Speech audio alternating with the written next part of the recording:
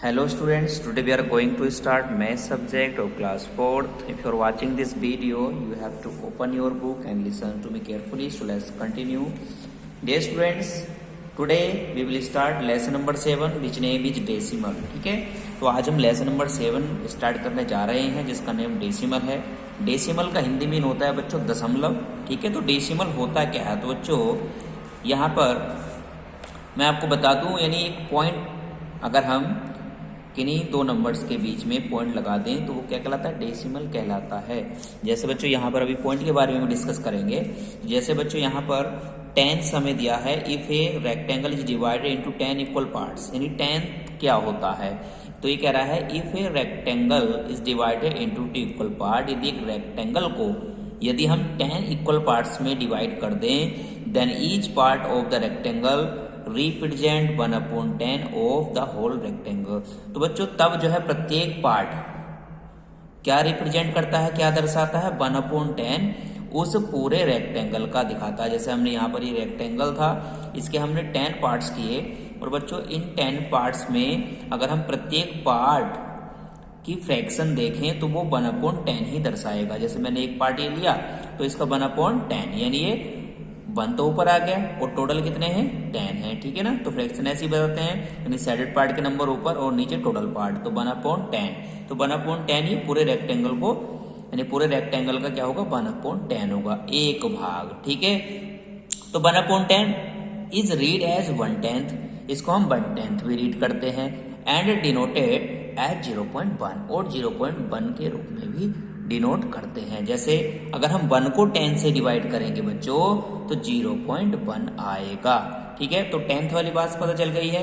अब आते हैं 100th वाली बात. तो 100th वाली बात क्या होती है बच्चों, यहाँ पर आप फिगर देख सकते हैं, इसमें 100 कॉलम है और बच्चों ये क्या है, एक स्क्वायर है. ठीक है, तो एक स्क्वायर में हमने क्या किया, 100 पॉइंट बना लिए हैं, यानी 100 पार्ट कर लिए हैं इस स्क्वायर के.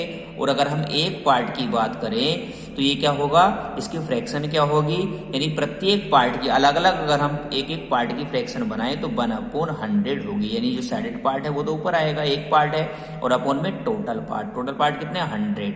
यानी इसकी जो फ्रैक्शन बनेगी एक पार्ट की, इस पूरे स्क्वायर के एक पार्ट की फ्रैक्शन बनेगी 1/100, जो हमारा 100th कहलाता है. क्या कहलाता है, 100th. ठीक है, तो यहाँ पर कहा भी गया है if A square is divided into 100 equal parts, यदि एक स्क्वायर को डिवाइड किया जाता है 100 बराबर भागों में, that is part of the square represent 1/100, तो स्क्वायर का प्रत्येक भाग 1/100 को दर्शाता है. ऑफ द होल स्क्वायर, उस पूरे स्क्वायर को, उस पूरे स्क्वायर के स्क्वायर का जो प्रत्येक पार्ट है 1/100 को दर्शाएगा.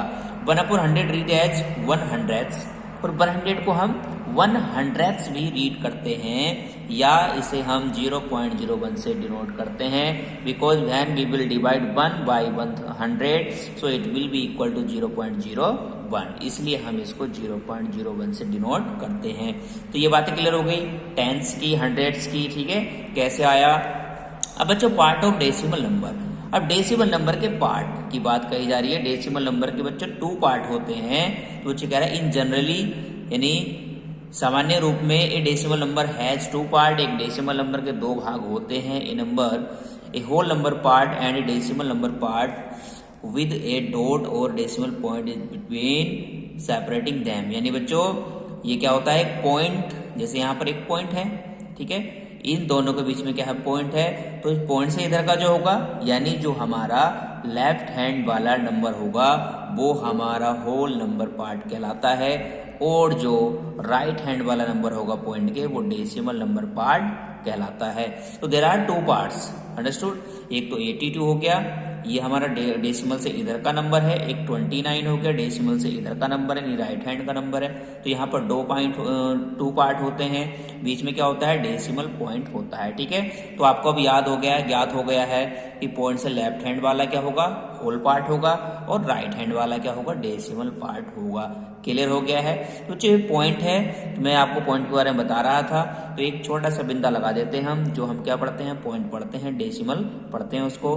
तो मैं इसको 82.29 कह सकता हूँ, या 82.29 कह सकता हूँ. समझ में आ गई बात. ठीक है, पढ़ने का तरीका यही है, यानी जो होल पार्ट होता है उसको मिला के पढ़ते हैं, फिर पॉइंट बोलते हैं, उसके बाद जो डेसिमल पार्ट होता है उसको हम मिलाकर नहीं पढ़ते, अलग अलग पढ़ते हैं। जैसे मैं इसको क्या पढ़ूंगा 82.29, मैंने इसको अलग अलग पढ़ा, इसको मिला के पढ़ा।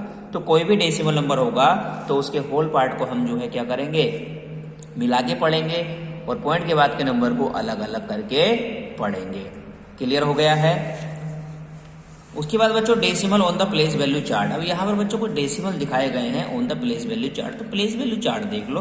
तो बच्चों जैसे यहाँ पर हंड्रेड्स, टेंस, वंस, फिर डॉट है, फिर टेंस है, फिर हंड्रेड्स है, यानी इधर को तो हमारे क्या, इधर को हमारे पॉइंट्स इधर को क्या होते हैं वही 1/10 1/100 इस फॉर्म में होते हैं। इधर क्या होते हैं 1 10 100 इस फॉर्म में होते हैं, ठीक है, क्योंकि इधर के हमारे क्या होते हैं होल पार्ट होते हैं और इधर के डेसिमल पार्ट होते हैं, ठीक है। तो किसी भी अगर डेसिमल नंबर को हमें प्लेस वैल्यू चार्ट में दर्शाना हो तो हम इस मेथड का यूज करेंगे। ये टाइम टेबल हमें दर्शाता है कि हम किस तरह से किसी नंबर को, किसी डेसिमल नंबर को रिप्रेजेंट कर सकते हैं प्लेस वैल्यू चार्ट में, ठीक है। तो क्लियर हो गया है। तो आज बच्चों मैंने एक्सरसाइज 7.1 से पहले आपको कुछ बातें बताई हैं, कुछ टॉपिक्स के बारे में, ठीक है। उम्मीद करता हूँ कि आपको ये बात समझ में आ गई होंगी। तो आज के लिए इतना ही रहेगा, मिलेंगे नेक्स्ट वीडियो में एक्सरसाइज के साथ। जब तक के लिए थैंक यू।